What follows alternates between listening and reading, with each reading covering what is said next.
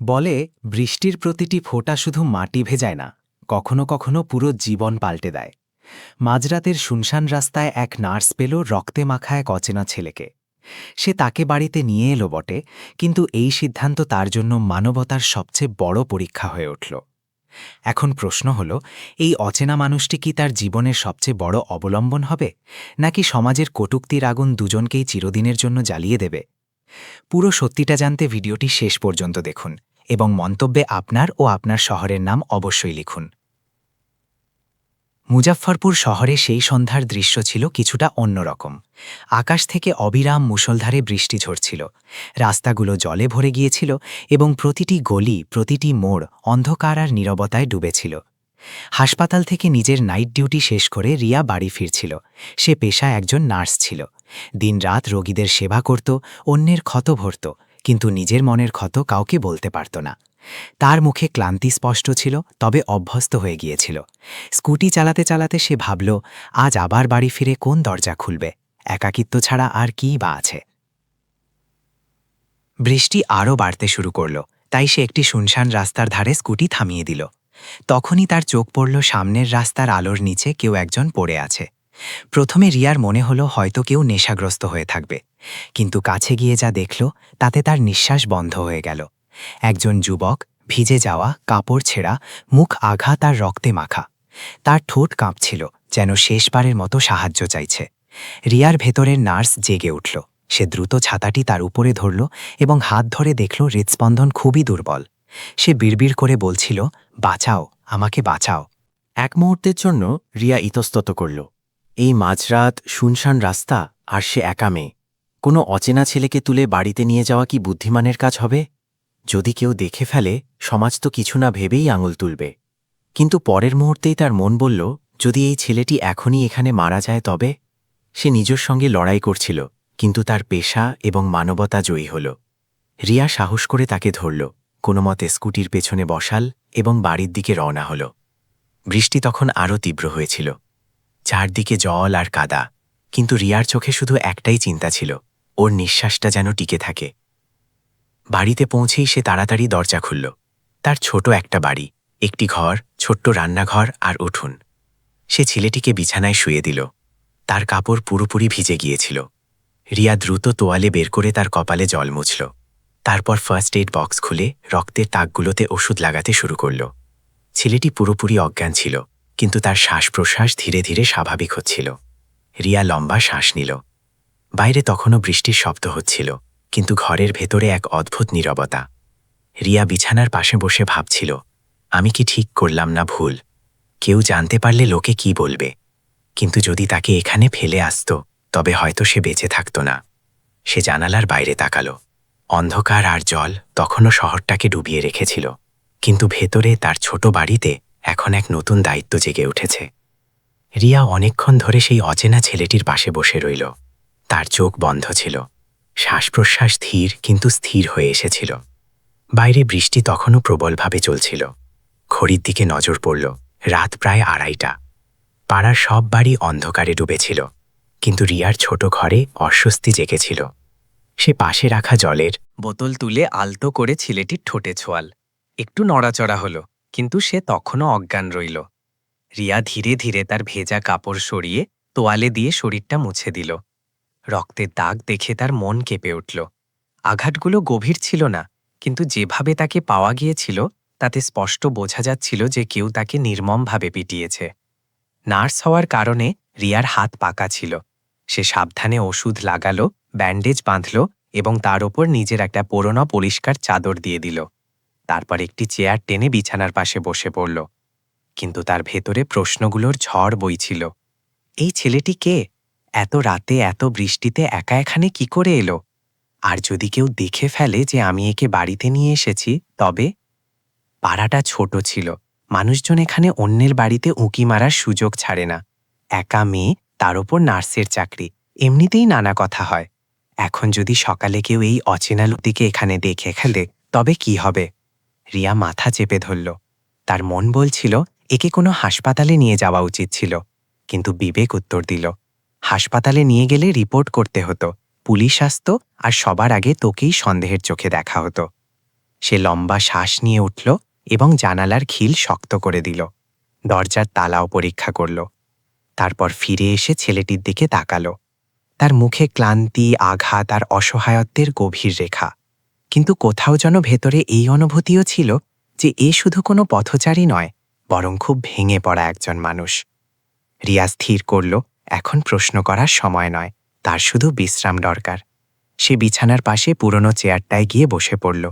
বাইরে বৃষ্টির ফোঁটা ছাদের ওপর পড়ছিল, আর রিয়ার ভেতরে সামান্য ঘাবড়ানো ও দায়িত্বের মিশ্র অনুভূতি। সকালের প্রথম আলো যখন পর্দাভেদ করে উঁকি দিল, তখন রিয়ার ঘুম ভাঙল। সে দেখল ছেলেটি এখনও গভীর ঘুমে। ঘরে হালকা আলো ছড়িয়ে পড়েছে। রিয়া তাড়াতাড়ি রান্নাঘরে গিয়ে চা চাপাল এবং ভাবল, এবার যখন এর জ্ঞান ফিরবে তখন সে প্রশ্ন করবে। আমাকেও উত্তর দিতে হবে যে কেন আমি তাকে বাড়ি এনেছি। ঘরে ফিরে সে তার কপালে হাত রাখল। জ্বর হালকা ছিল, কিন্তু নামেনি। তখনই ছেলেটি গোঙাতে গোঙাতে চোখ খুলল। রিয়ার মুখের দিকে তাকাল, তারপর চারদিকে নজর ঘোরাল। তার চোখে ঘাবড়ানোর ভাব। আমি এখানে কি করে? সে ধীর ভাঙা গলায় জানতে চাইল। রিয়া এক মুহূর্ত চুপ রইল, তারপর শান্ত স্বরে বলল, তুমি রাস্তায় পড়েছিলে, বৃষ্টিতে পুরো আহত অবস্থায়। যদি আমি তোমাকে সেখানে ফেলে আসতাম তবে হয়তো আজ আর বেঁচে থাকতে না, তাই বাড়িতে নিয়ে এসেছি। ছেলেটি তার দিকে তাকিয়ে রইল। তার চোখে তখনও ভয় আর অবিশ্বাস ছিল, কিন্তু রিয়ার মুখের সত্যতা তার মনকে কিছুটা স্বস্তি দিল। ঘরের পরিবেশ তখনও ভারী ছিল, কিন্তু রিয়া অনুভব করল এটা কেবল শুরু। আসল গল্প তো এখন শুরু হতে চলেছে। ছেলেটি মাথা তোলার চেষ্টা করল, কিন্তু শরীরের ক্লান্তি এতটাই গভীর ছিল যে সে আবার বালিশের উপর পড়ে গেল। রিয়া তাড়াতাড়ি তার কাছে এসে বলল, বেশি নড়াচড়া করো না, তোমার বিশ্রামের দরকার, আগে এই জলটা পান করো। সে গ্লাসটি এগিয়ে দিল।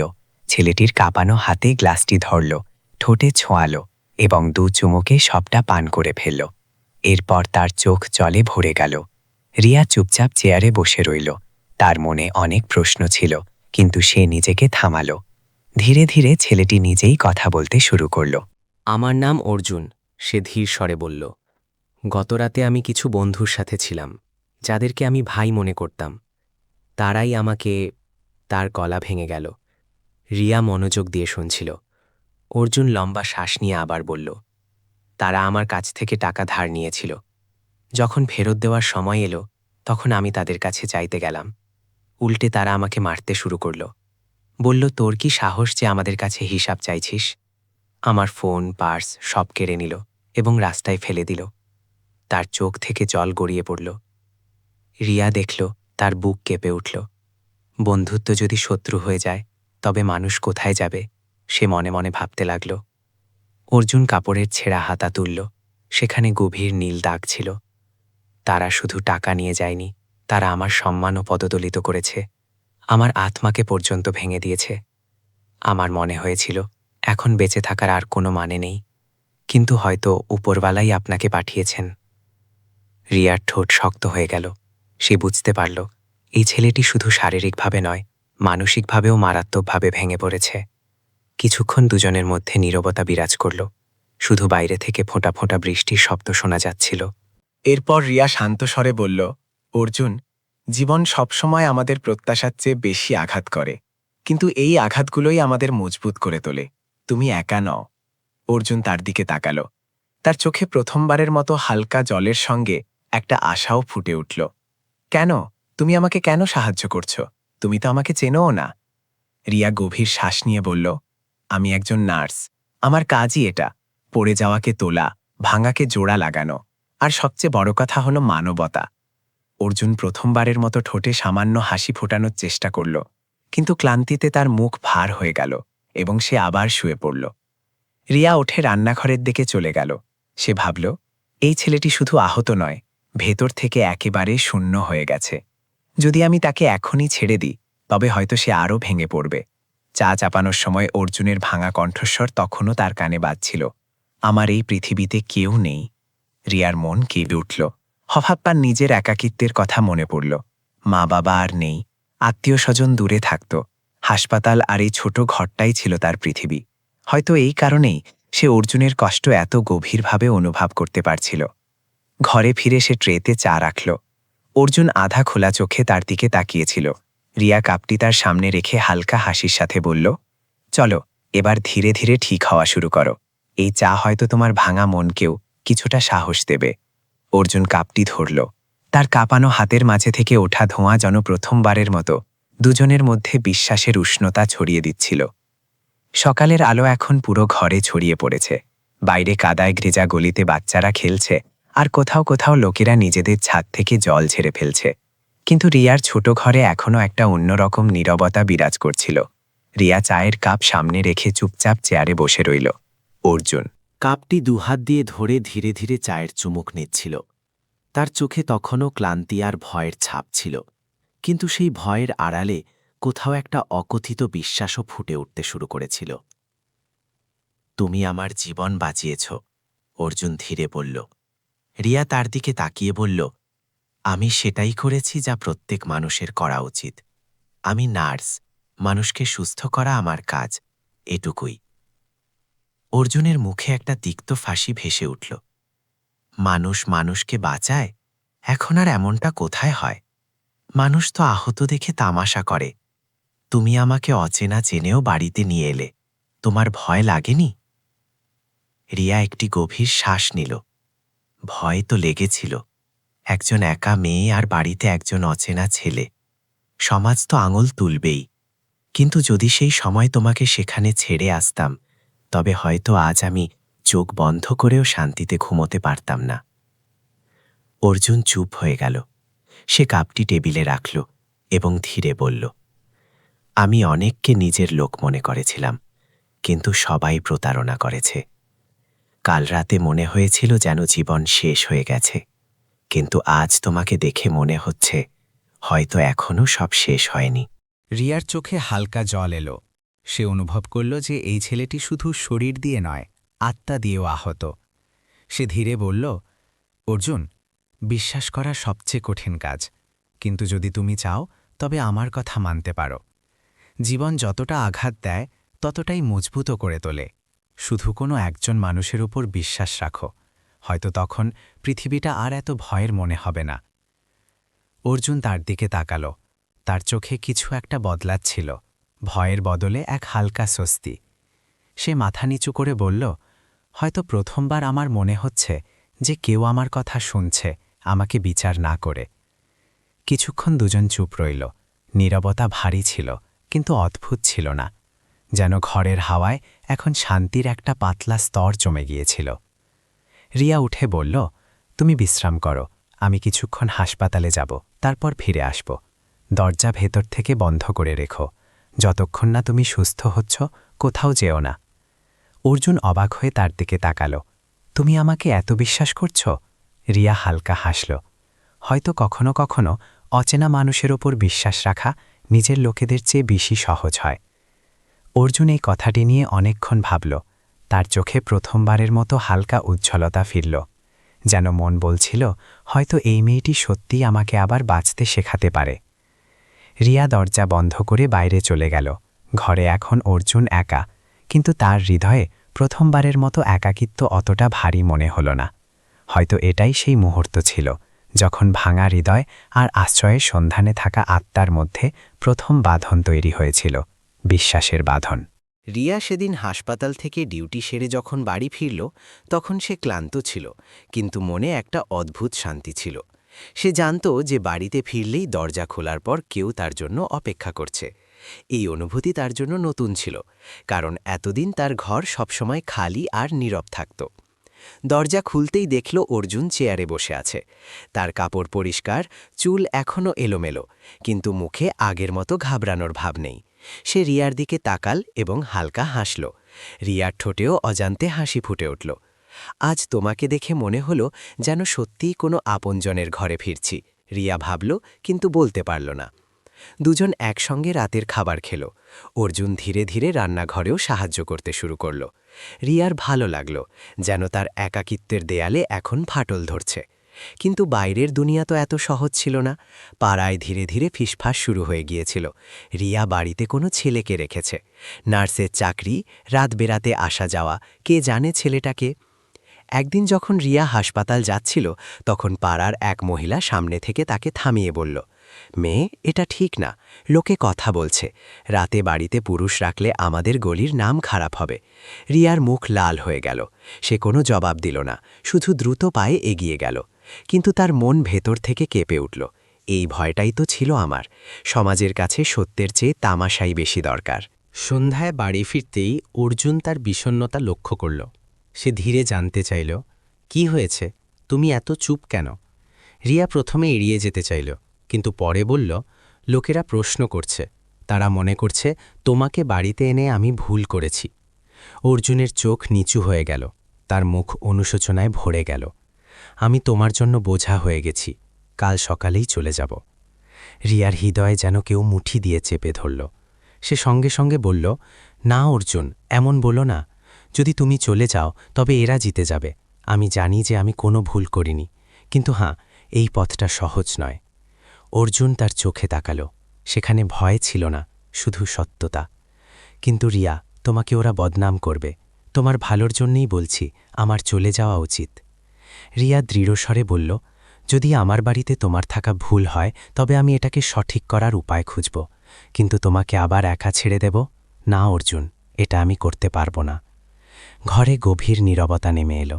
বাইরে থেকে আসা বাচ্চাদের হাসি এবং পাড়ার ব্যস্ততা সেই নীরবতাকে আরও গভীর করে তুলছিল। রিয়া বুঝতে পেরেছিল, এখন এই গল্পটা শুধু মানবতার নয়, এটা তার এবং অর্জুনের সম্মান, দুজনেরই লড়াই হয়ে দাঁড়িয়েছে।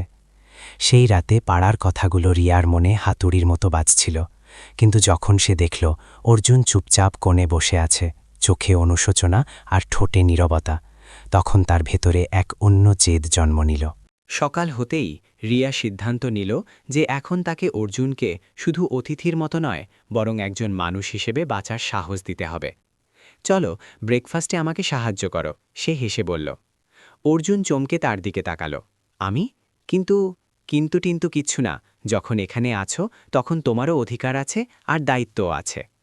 প্রথমবারের মতো অর্জুন কোনো দ্বিধা ছাড়াই রান্নাঘরে পা রাখল।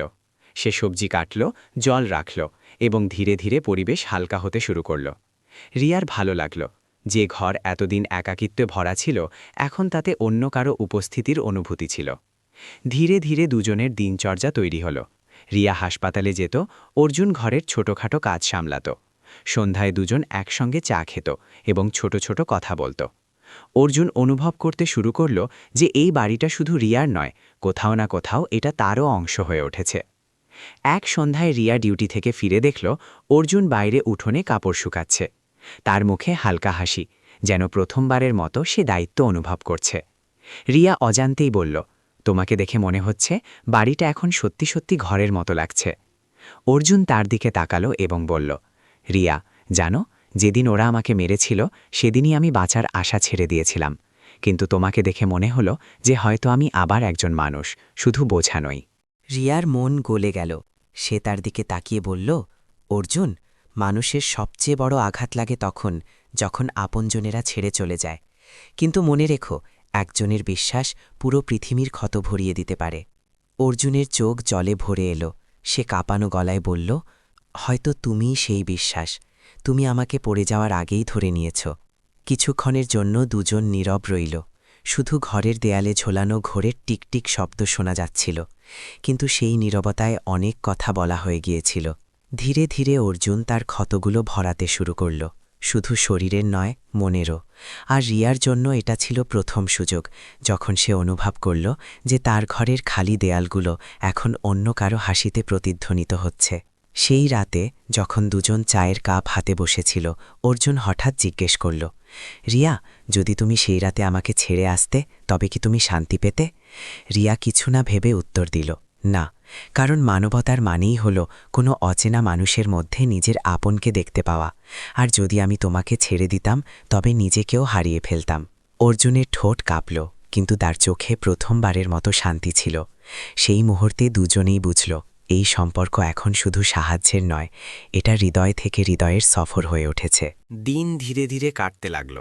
অর্জুনের আঘাতগুলো এখন প্রায় সেরে গিয়েছিল, কিন্তু রিয়া জানত যে তার মনের ক্ষত এখনও তাজা। সে তাকে সামলানোর পুরোপুরি চেষ্টা করত, কিন্তু সমাজের চোখ এত সহজে পিছু ছাড়ে না। এক সন্ধ্যায় রিয়া হাসপাতাল থেকে ফিরে দেখল ঘরের বাইরে কিছু লোক দাঁড়িয়ে আছে, পড়শি এবং ২-৩ জন মহিলা।